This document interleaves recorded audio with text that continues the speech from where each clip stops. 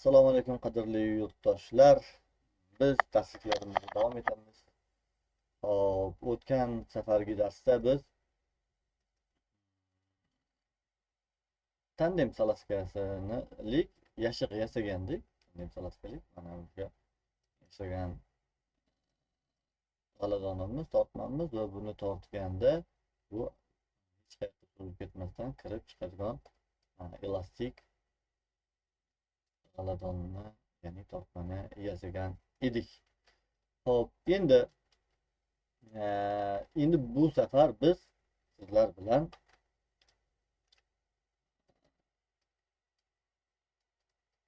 salaskalik tortma yasashni o'rganamiz.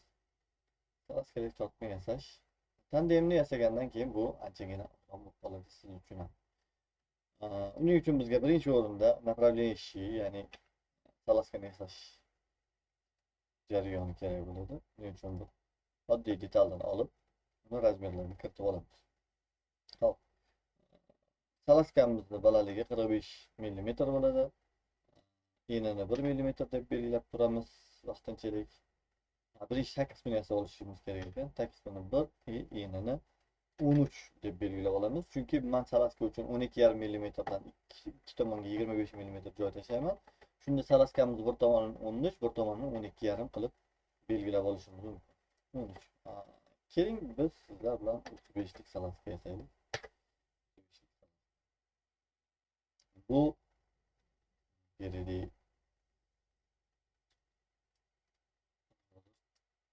emas, boshqa tomonga ketib qo'ygan.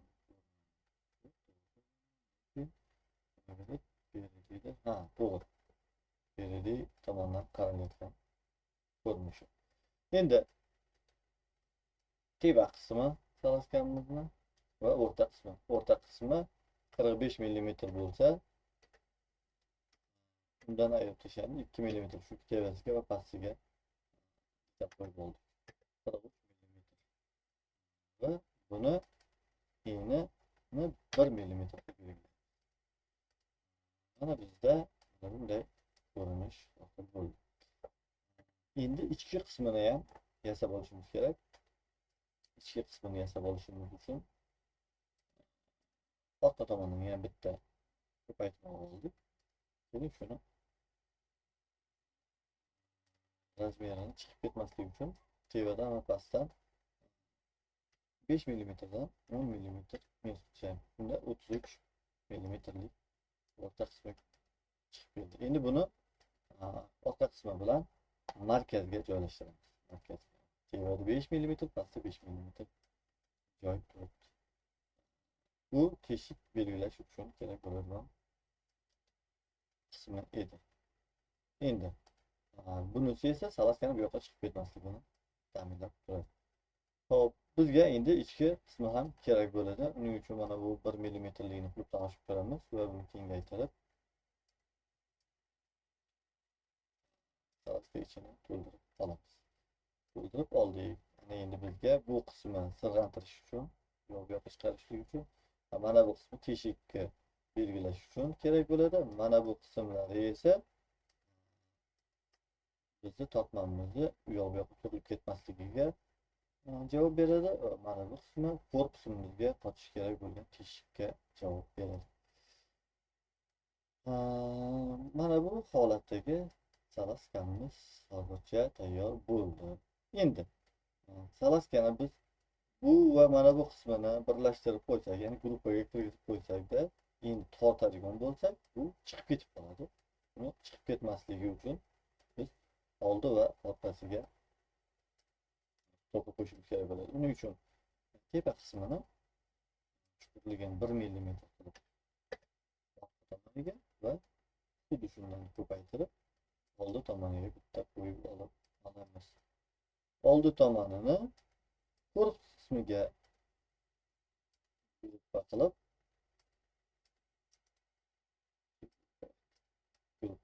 gruppaga qo'shib qo'ydik. Orqa qismini harakatlanadigan tomonga mana endi bizda bu tortmamiz oldinga tortsa chiqib ketmaydi. Endi lekin tortmamizni orqaga tortsa chiqib ketadi. Maskamiz orqaga tortganda chiqib ketmasligi uchun ortiga ham bir stop qo'yishimiz kerak bo'ladi. Buning uchun endi past qismini 1 millimetre deb belgilab olamiz.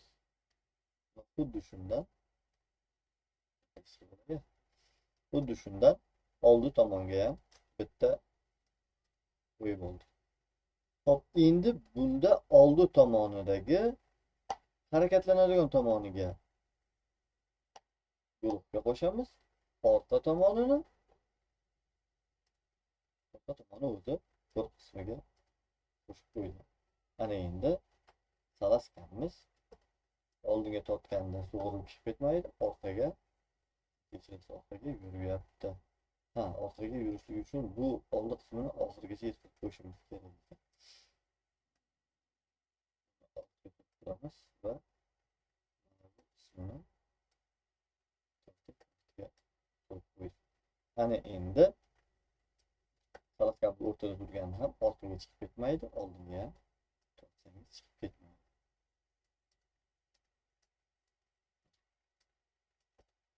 Ajoyib salaskaga ega bo'ldik. Endi biz bu salaskamizga teshiklarni belgilab olishimiz kerak bo'ladi.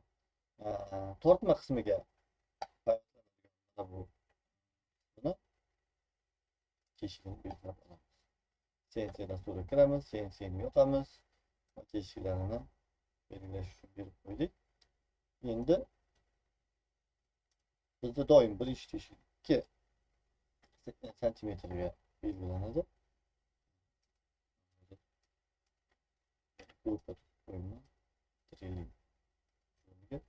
Bu tarafdan X yo'nalishida birinchi qismi 2 santimetrda, Y yo'nalish bo'yicha Y bo'lamiz 2 ga, ya'niki Y ning teng yarmiga o'rnatgan deb belgilab qo'yiladi. O'shanda bu 16,5 millimetrga teshikni qo'yiladi. Teshigimizning diametri 3 millimetr, chuqurligi esa buni ichiga emas, tashqariga bo'lganligi uchun -1 millimetr deb belgilab qo'yiladi. Bizning birinchi teshigimiz tayyor. Endi biz ikkinchi teshigimizni klonировать, ya'ni klon ko'paytirib olamiz. Buni tahrirlashda endi bizning ikkinchi teshigimiz 17,4 millimetrga to'g'ri kelyapti. 17,4 millimetr. İkinci teshigimizdan qo'yib olamiz. Endi bizni ichki tomondagi teshiklarimiz bor. Bizga orqa tomondagi teshigimiz kerak bo'ladi. Orqa tomondagi teshikni ishlash uchun CNC dasturiga kiramiz va add drilling, ya'ni drill qo'shamiz. X yo'nalishi bo'yicha birinchi teshikimiz 38 millimetrda bo'ladi.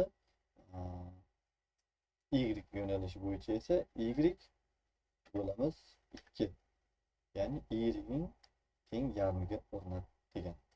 Diametri 3 millimetr, teshik esa -1 millimetr belgilanadi. CNC teshiklarni ko'rinadigan qilib olsak, bunga teshigimiz bo'ldi. Birinchi teshigimiz tayyor. Endi ikkinchi teshigimizni kloning ko'paytirib olamiz. Buni o'zgartirib olamiz. Mandagi hozirgi salaskada 35 lik salaskada o'rtasidagi teshik 12 santimetrda ekan. Sizda boshqacha bo'lishi mumkin.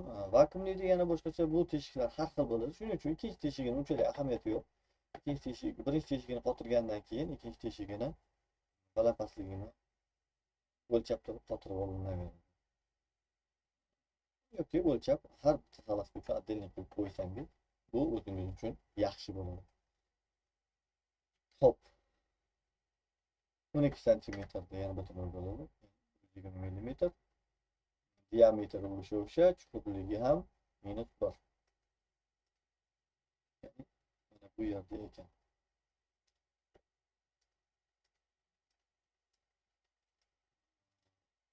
teshigimiz ko'rinadi. Teshigimiz tish qismiga bo'lib turibdi, shuning uchun ko'rinadi. Biz bu korpusimiz olamizda zerkali yo'nalishida o'girib olamiz. Ya'ni teshigimiz tashqi tomonga o'tdi. Ya'ni bu tomonga emas, bu tomonga o'tdi. Saloskamizda ikkala tomonga ham teshigimiz bor. Menga mana bu teshik yoqmayapti. Shuning uchun buni eng so'ngidagi 2 mm ekan bu yerdagi teshikka to'g'rilab qo'yaman. Bu bez vakuumning saloska teshigi.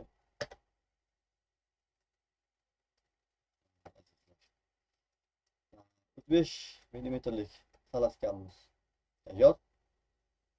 Endi bu saloskamizga material berib qo'yamiz. Chunki agarda boshqacha material bersak yoki yog'och LMDF material berib qo'ysak, bizda joyda yog'och chiqib qolishi mumkin. Shuning uchun razniy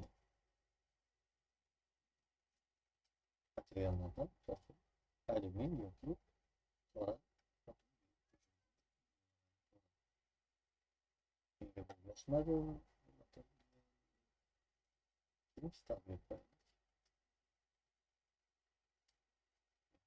Alyumin yaratamiz. Kelishib oldim. O'zim bilan o'zim alyumin beraman. Endi periferiya qismidan, ya'ni ro'paradan xuddi shu saloskani yana bitta ko'paytirib olamiz. Va bu saloskamizni ko'rib oldik. Ana endi ichki qismi ichida, tashqi qismi bu tomonda. Bunda esa tashqi qismi bu tomonda joylashdi. Endi buni ham 13 mm, bu ham 13 mm joyi egallaydi. Shuning uchun biz buni alohida 1 mm dan kichraytirib chiqamiz. Bu 12 mm, bu esa 10 mm.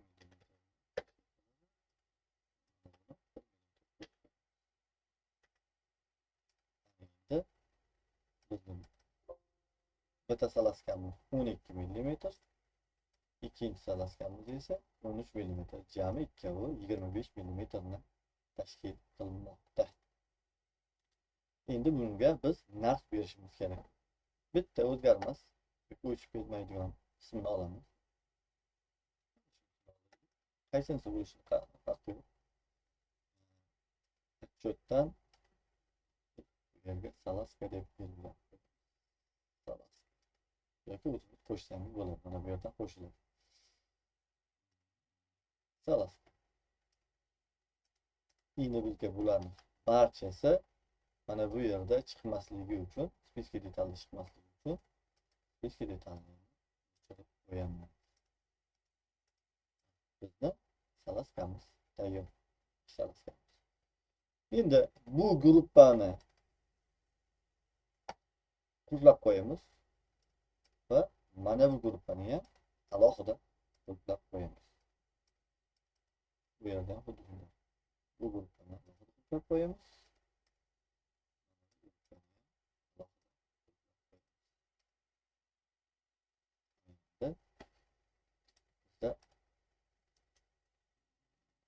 Saloskamizni razgruppovat qilganimizda mana bu yerda razgruppovat chiqmaydi. Gruppalar bor, lekin gruppadan chiqarish yo'q. Ular gruppadan chiqib ketib qolmaydi. Endi totmamizni yasash boshladik. Totmamizni yon qismini qo'yamiz. Men odatda totmani 9 cm beraman. 9 cm va 5 mm 35 cm chuqurlikda. Salaskamiz ichiga kirib turibdi. Ana endi bu salaskamizdan tashqariga chiqdi. Bitta yon va ikkinchi yon. Har ikkovini ham bittasiga yon deb belgilab olaylik. Yon. Detalda bor.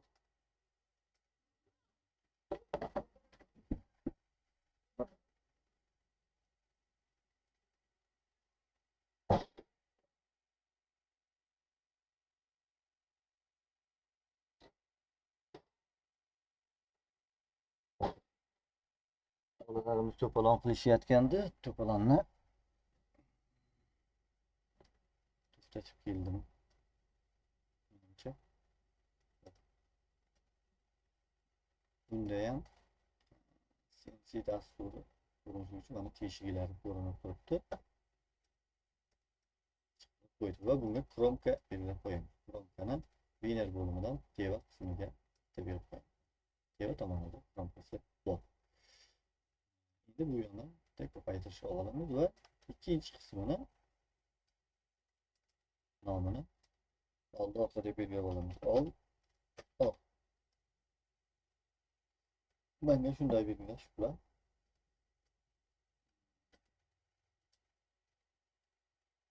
ikkinchi qism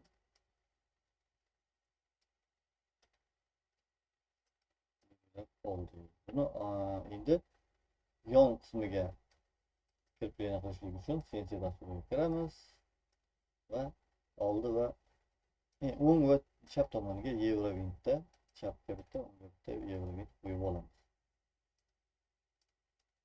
Endi bizda markazda joyi bor. Oldiga ham bitta ko'paytirib olamiz. Ko'paytirishni avvallari ham aytgandim. Ya'ni chap tomonni ushlab qo'yolmagan holda o'ng tomonni bitta bosasizda va tushunchani tursangiz xuddi shu narsadan bitta kopiya oladi. Endi bizda men asosan mana bu salaskalarni tortmani markaziga qo'yaman. Chunki mana bu yerda qotgan Eurovintni salaskalar bekitib yuborish.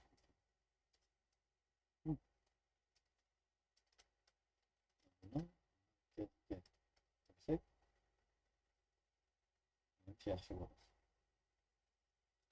Endi bizga HDF kerak bo'ladi. HDF uchun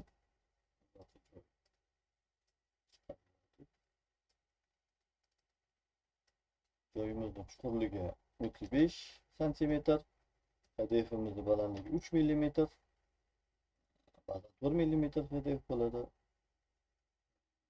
3 mm deb baribir sizni ichki ishingizda keling 4 deb belgilab qo'yiladi. Ko'pincha 4. Endi yon qismi esa oldi orqa 15/1 bo'ladigan bo'lsa,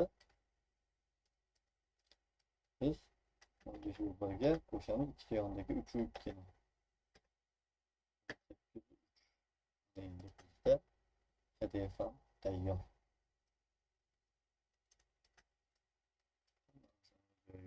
Oldik. Tortma tayyor. Biz bularga HDF bilan qo'yamiz. HDF.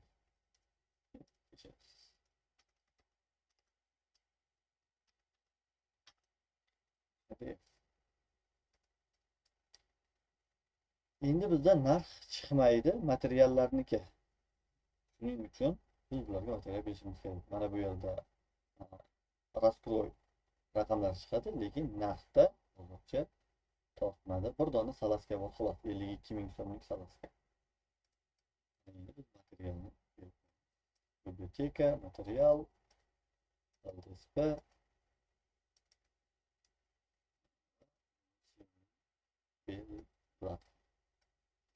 HDF'imizga esa endi bizda narxlar ham chiqdi. Ya'ni 009 metr kvadrat LDSP hamda 006 metr kvadrat HDF bitta salaska ishtirok etayotganligini hujjatini belgilmoqda.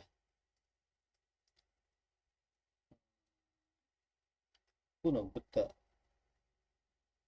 gruppaga qo'shib qolgan razmerga kengaytirishingiz yoki toraytirishingiz mumkin.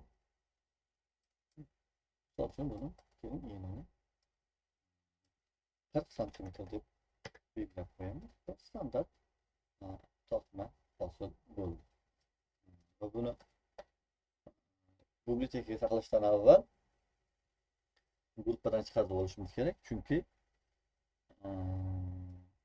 o'zi gruppaga tiqib qo'yadi bibliotekaga kirayotgan mahalimizda. Unutmani bosamiz. Добавить в библиотеки. Bizga bibliotekada elementlarda korpus ichida tortma salaska avval qilgan ekanman. Yana bitta saqlanib qo'yamiz.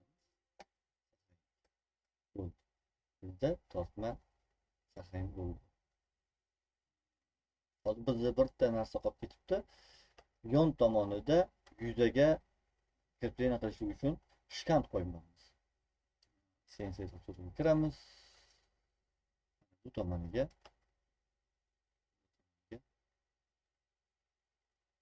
shkant qo'yib qo'yamiz. Shkantni endi boshqa tomonga berdik. O'girib qo'ydik. Bizda oldi tomonida yuzaga botishlik uchun shkant bor. Bunga ham qo'yib qo'yishimiz mumkin yoki shuni o'zini ko'paytirib qo'ysak ham bo'ladi. Ko'paytirib qo'ydik. Tayyor.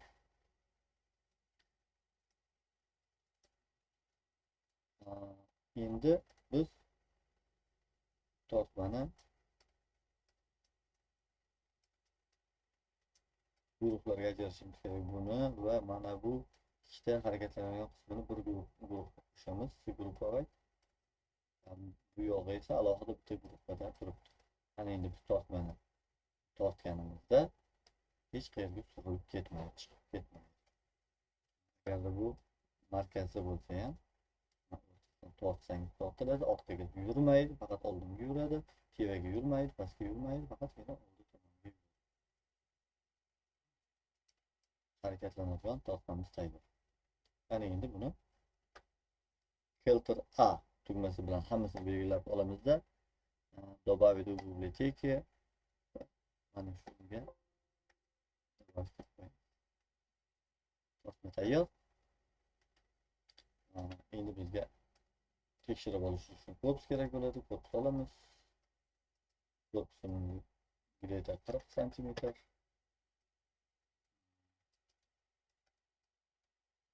Buni qo'yamiz.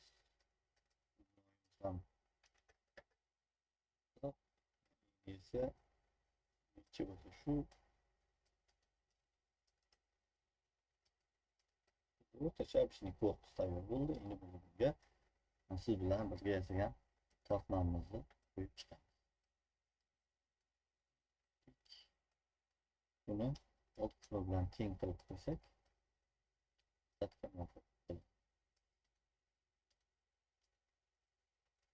to'rtta tortma qo'ymoqchi. Endi bizga joylar taqsimoti teng bo'lmoqchi kerak. Teng bo'ldi desak, teng bo'lib berdi. Endi biz buni guruhdan bitta chiqarib olamiz. Raz guruh bo'ldi. Endi tortmalarimizni qachon tortsak chiqib ketmaydi, orqaga yurib ketmaydi, bu yoqqa surilib ketmaydi tortmamiz.